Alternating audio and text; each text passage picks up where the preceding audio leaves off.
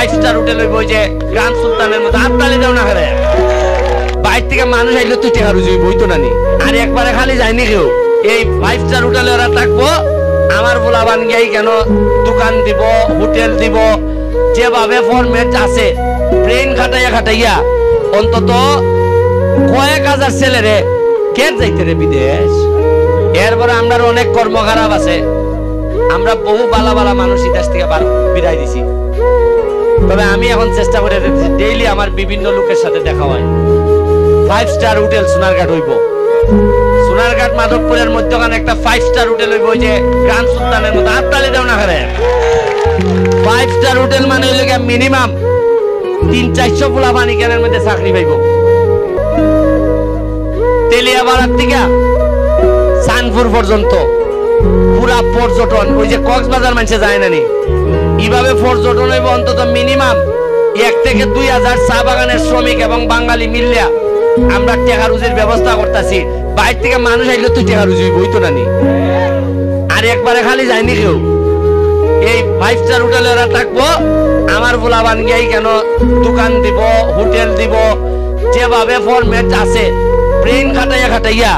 অন্তত কয়েক হাজার ছেলেরে কে যাইতে রে বিদেশ এরা গিয়ে কেন হামলা দিতে আর আমরা কেন দিতে পারতাম না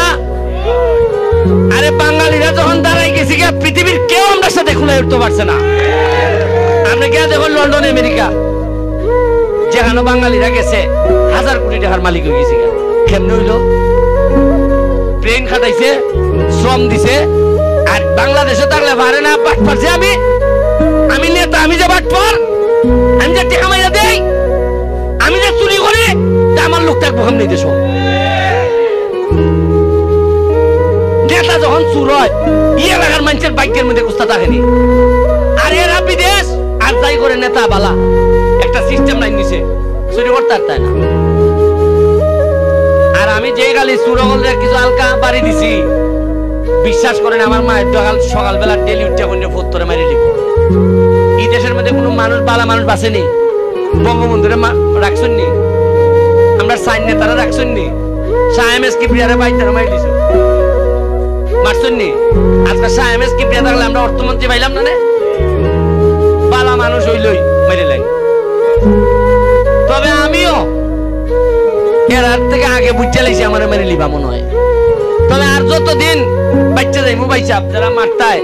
আমি তোমরা আহ্বান জানাই আর কটা দিন খালি আমার রাখো দেখনে আমি কি টাইটটা দিয়া যায় কারণ একটা এমপি যখন ডেসপারেটি জায়গা পয়সা খাইতো না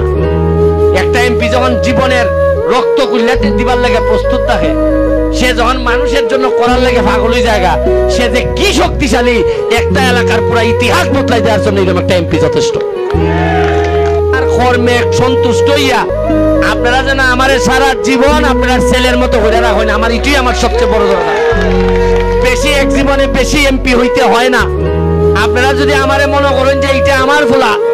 এই একবারই দেখাই দিয়া গেছে কিভাবে মানুষের সেবা করতে হয় এটাই আমার জীবনের সবচেয়ে বড় অর্জন হইব আরে এমপি মন্ত্রী তো সারা দেশেই আছে সবাইরে মানুষ এইভাবে ভালোবাসে না আমি আপনারা লাগে দোয়া করে দিয়া যাইতেছি যেভাবে আমার সেবা সার্ভিস দিছেন ভোট দিছেন এই ঋণ আমি কোনোদিন পরিশোধ করতে পারতাম আমি আমাদের চেয়ারম্যান সাহেব নোমান ভাই আমাদের মালিক ভাই অনেক মাইছে কয় জীবনে যখন আপনি সফল হইবার সময় আইব দেখবা আপনার আশেপাশে বালা মানুষের জায়গা হইব আজকে এমপি হিসাবে হয়তো আল্লাহ আমার সফল বানাইবার লেগে মালিক ভাইয়ের মতো একটা লোক আমার নসিব দিয়া দিছে জীবনে একটা ব্যবসা নাই সোনারঘাট মাধবপুর কোনানো সে ব্যবসাও করে না কেউ টাকা নেয় না কেউ চাকরির নামে টাকা নেয় না কিচ্ছু না প্রত্যেক দিনই আমরা সাথে তাকিয়া কিছু না কিছু মানুষের দান করে দিয়েছে আজকে যে কয় জায়গার যে আমার সাথে তাকিয়া দান করছে আমি তার লেগে দোয়া করি আল্লাহ এইরকম কটা মানুষ যদি সোনারঘাট দিতা তাহলে আমি মইরাও শান্তি পাইলাম না যে কিছু লোক আছে এরা সোনারঘাটটারে টাইনা লই যাইব এখানের মধ্যে আমার রজব আলী ভাই আছেন রজব আলী ভাই একমাত্র লোক এলাকার সব বড় বড় নেতারা যখন আমার বিরোধিতা করছেন তখন এই রজব আলী ভাই একেবারে জীবন বাজি রেখে তিনি আমার পক্ষে কাজ করছেন